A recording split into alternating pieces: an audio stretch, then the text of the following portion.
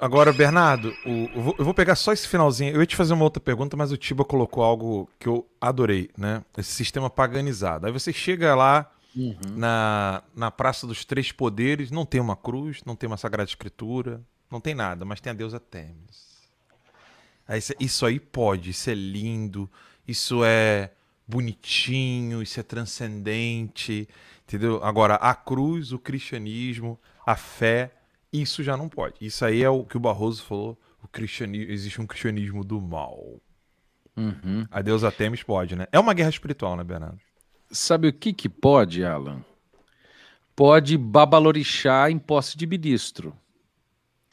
Isso pode, né? Porque ficou muito famosa aquela notícia do primeiro boa noite, né? A todos aqui no Terça Livre, agradecer o Alan aqui, todo mundo pelo convite, o nosso querido Cássio aí pelas apresentações, o Tiba também, obrigado aí, muito bom o que você falou. E todo o pessoal aqui que está comentando, né? Pode babalorixá, né, macumbeiro na posse do Toffoli, por exemplo, no Supremo, né? O Benedito Vitor dos Santos, que diz que é o, segundo a Isto É, tô lendo uma matéria da Isto É, o babalorixá preferido dos ministros da corte, que participou da posse do Toffoli, formou dupla de moda com o Gilmar Mendes, e diz que não é raro ele ir lá ao Supremo Tribunal Federal para energizar os ministros. Isso aqui é a fala dele, diz aqui, ó, quando vou a Brasília, na surdina, vem o Fachin, que se diz católico, vem o Fachin e outros, e eles querem saber como é. Dou as orientações, faço energização. Então, chefe de macumba no Supremo Tribunal Federal pode fazer ritual africano lá, bater tambor, jogar pipoca, chamar Exu Caveira, Pombagira, que deve ser a que o Barroso, né, recebe, deve ser a Pombagira, né? Eu não imagino que pode ser como é o nome do outro lá, Tranca-Rua, essas outras coisas. Não, do Barroso deve ser a Pombagira, né? De batonzinho e tal, aquela coisa pintada, né? Linda, poderosa. Deve ser a Pombagira, né? Isso aqui eu estou imaginando, obviamente, né?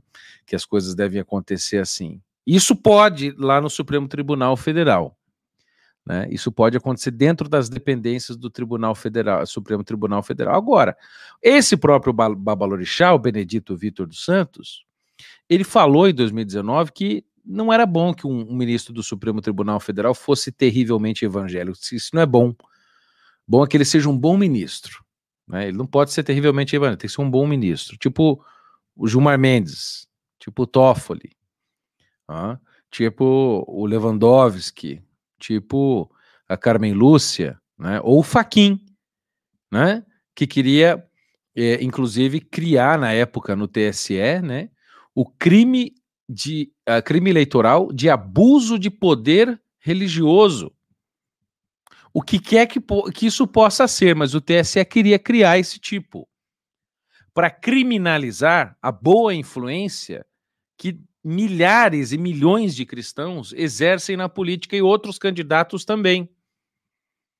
A influência positiva que o cristianismo tem na política, né? Então pode ter macumbeiro em posse de ministro, tocando moda de viola com o sapo boi azul, né? Pode ter Deus Artemis, né, no Supremo Tribunal Federal, pode ter obelisco em São Paulo, pode ter tudo, né, menos o Cristo crucificado. Isso é exatamente o que aconteceu em Roma quando o cristianismo surgiu, entendeu? Ou a Roma, né, o Império Romano tinha absorvido todas as culturas do mundo de então, até partes da Índia, tinha pegado tudo, norte da África inteiro, Egito, as religiões do norte da Europa, religião pagã, tudo, tinha absorvido tudo, eles eram capazes de aceitar qualquer coisa. Eles tinham visto mais religião e mais crenças, né? Crenças capazes para encher um hospício inteiro. Inteiro. Mas eles não foram capazes de aceitar os discípulos de um humilde carpinteiro de uma cidadezinha lá de Nazaré, nos rincões da Palestina do primeiro século. Isso eles não suportaram. Principalmente porque, meus caros, a humildade é uma virtude própria do cristianismo, né? O próprio Aristóteles ensinava que humildade não era virtude, ele ensinava que humildade era vício dos fracos, né? E Cristo vem, né? Amanhã aliás, daqui 45 minutos, né? Daqui 35 minutos vai ser dia do Sagrado Coração de Jesus. E lá o texto é: aprendei de mim que sou manso e humilde, né?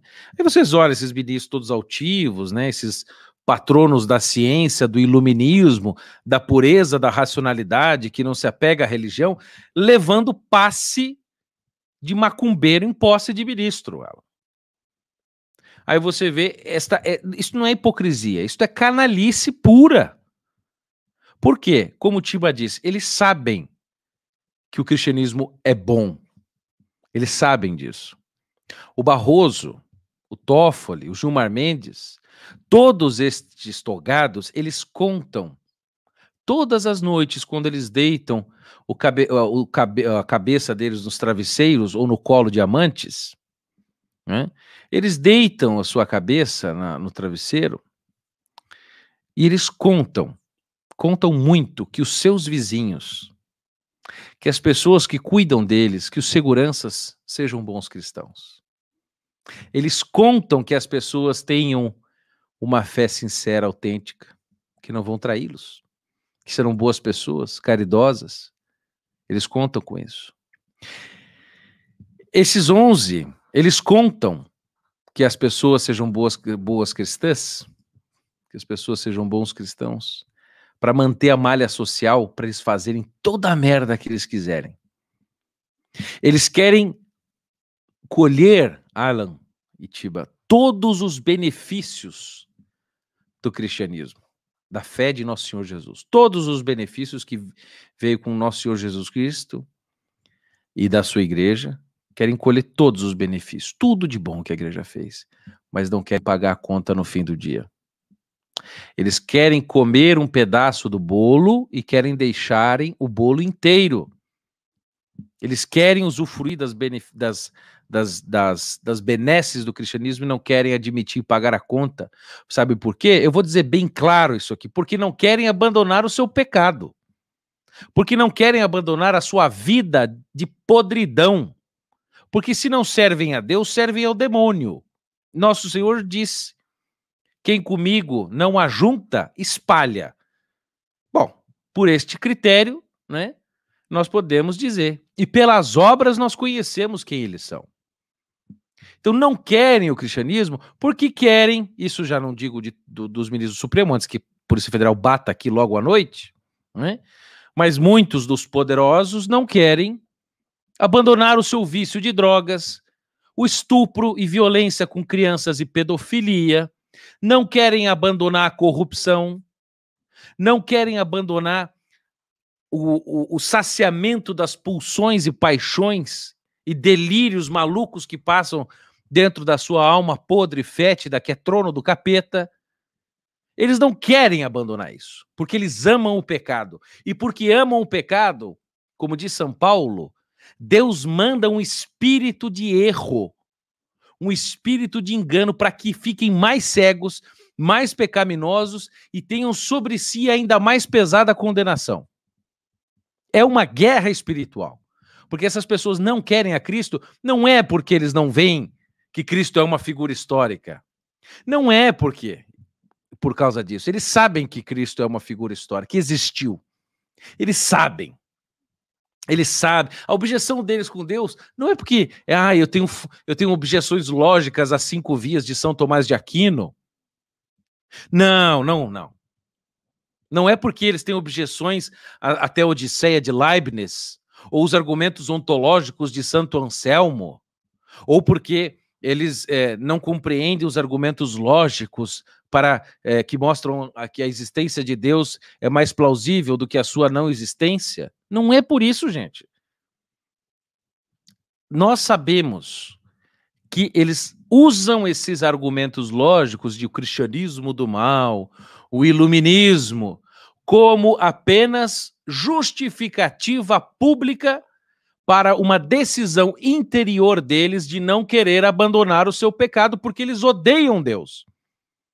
Porque Deus, para eles, é o chatão que vai acabar com a orgia, que vai acabar com a traição da esposa, que vai acabar com a bebedeira, que vai fazer com que o cara se curve e saiba que ele não é Deus. Que porque ele usa uma toga, ele não é Deus. Que acima dele há muito mais, há anjos, tronos, potestades, a Nossa Senhora e nosso Senhor, a Santíssima Trindade que reina. E que eles vão passar, e que um dia vão morrer, e que um dia terão de ficar de joelhos, com a boca fechada, ouvindo o justo juízo pelas suas ações, pensamentos, palavras e omissões. É isso, essa verdade eles sabem. Eles são inteligentes e não pense que são ingênuos, que nunca ouviram a palavra, porque ouviram. E sobre eles vai cair maior condenação, porque sabem que estão resistindo e negando o Espírito Divino que diz, por favor, voltem atrás e parem de fazer o mal. Alan, se nós temos estes problemas dentro do Brasil, é porque há um problema espiritual. Um problema espiritual sério, sério. Não há nada mais sério do que isso. Portanto, o princípio da sanitização do Brasil precisa ser uma sanitização espiritual. Uma sanitização espiritual. O Brasil precisa ter um clamor de oração. Rezar por essas autoridades. Quando, acho que São Paulo diz para nós rezarmos pelas nossas autoridades, para que nós tenhamos uma vida de paz, é para que essas autoridades se convertam. Não é apenas para que a gente tenha uma vida confortável, é para que elas abracem o nosso Senhor e façam da política, como dizia Santo Tomás, melhorando Aristóteles, façam a arquitetura do bem comum, que é a política. E não usarem para os seus bens próprios. Não para o seu enriquecimento. Gente, enriquecimento é coisa pouca para essa gente. Vocês não sabem o que é um bandido de verdade. Se vocês quiserem saber, já indiquei algumas vezes isso em lives e também no meu Instagram. Recomendo que vocês leiam um livro chamado, um ensaio chamado Ensaio sobre o Mundo do Crime, do Vladimir Shalamov. Vladimir Shalamov. Ele descreve ali o que é um blatar, que é o criminoso por excelência que ele viu nos campos de prisioneiros da Rússia. E lá você vê grupos iniciáticos de bandidos de alto escalão, que precisam estuprar cachorros, matar crianças, fazer rituais dos mais insanos, dormir entre os mortos, defraudar tumbas, roubar os mortos, fazer sexo com mortos. É disso que eu estou falando. É desse nível de maldade que nós estamos falando, gente. E se isto não tem um aspecto espiritual do capeta, eu não sei o que tem. Portanto, se nós queremos mudar o Brasil, não adianta ficar reclamando do comunismo e não focar no aspecto principal de que o capeta está na cabeça, obcecando e possuindo muitas dessas autoridades que hoje se dizem donos do poder e acham que mandam nas nossas vidas e com um tweet podem cuspir em 2000 anos de caridade da igreja. Não é assim. Então nós temos de começar uma corrente de oração séria, pedindo a conversão destes ministros, dos poderes, dessas autoridades, para que o Brasil comece a viver tempos de paz com autoridades convertidas, que não tenham medo de dizer a palavra Deus sem pesar, ou dizer a palavra Deus com culpa. Então, meus caros, que nós tenhamos a consciência de que o problema é um problema espiritual, que começa em círculos fechados, onde você não vê, você nunca vai ver, e nunca vai saber do que é feito a portas fechadas. Eu sei, não posso dizer de uma alta autoridade de um dos poderes aí, que frequenta clubes de abuso e estupro de menores, todas as sextas-feiras à noite. Sai do seu trabalho, né, enche a cara e vai abusar de menores. Tem lugares em Brasília próprios para isso, regado a cocaína. E cocaína é a droga que mais se consome em Brasília, e Brasília é a cidade que mais consome cocaína no Brasil, quiçá no mundo. Então, fiquem atentos e rezem. Gente, dobrem os joelhos, porque Jesus prometeu que quem bate, quem pede, quem insiste, será ouvido. Então, por favor, rezem. Aos que, por favor, forem católicos, peçam a intercessão dos santos, de Nossa Senhora. O Brasil é consagrado a Nossa Senhora e também a Zé Pedro Galvão como é o nome do São Alcântara, exatamente, São Pedro de Alcântara. Então, rezemos aos nossos padroeiros e santos e peçamos ajuda, porque é daí que vem o nosso refrigério.